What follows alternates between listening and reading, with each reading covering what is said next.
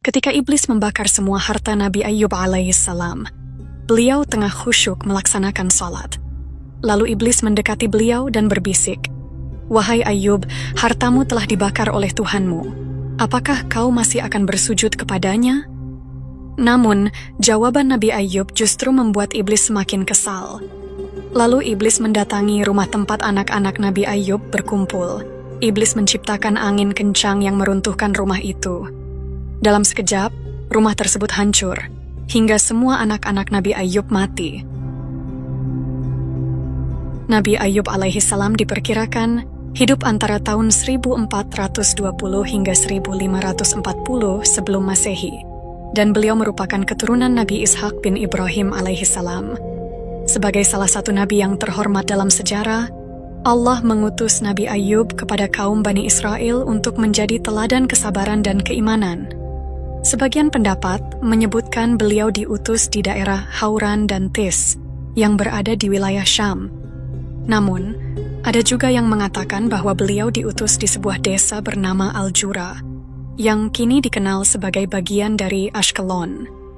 Daerah ini terletak di pesisir Laut Tengah, di sebelah utara jalur Gaza. Nabi Ayyub alaihissalam adalah salah satu hamba Allah yang dianugerahi kekayaan melimpah, hingga disebut sebagai nabi terkaya kedua setelah Nabi Sulaiman alaihissalam. Allah memberikan paket lengkap dalam kehidupan duniawinya. Kekayaan berlimpah, sawah yang luas, ternak yang tak terhitung jumlahnya, dan anak-anak yang banyak. Di negeri Syam pada masa itu, tak ada seorang pun yang mampu menyamai kekayaan Nabi Ayyub. Namun, meski memiliki semua itu, Nabi Ayyub tidak pernah menunjukkan kesombongan atau merasa lebih dari orang lain. Justru sebaliknya, beliau dikenal sebagai sosok yang paling sabar, rendah hati, dan penuh rasa syukur.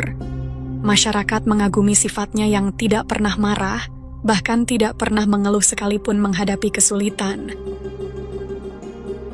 Nabi Ayyub alaihissalam dikenal sebagai sosok yang sangat dermawan. Beliau tidak hanya mengamalkan kebaikan untuk dirinya sendiri, tetapi juga membangun berbagai tempat ibadah untuk kaumnya, tempat di mana syariat Allah Subhanahu wa Ta'ala diajarkan dan dilaksanakan. Di rumahnya, Nabi Ayyub bahkan menyediakan beberapa meja makan khusus untuk menjamu fakir miskin, keluarganya, serta tamu-tamu yang datang. Kedermawanan Nabi Ayyub tidak hanya sebatas harta, tetapi juga menyentuh hati orang-orang di sekitarnya. Keikhlasan Nabi Ayyub dalam menggunakan hartanya untuk kebaikan membuat iblis iri dan kesal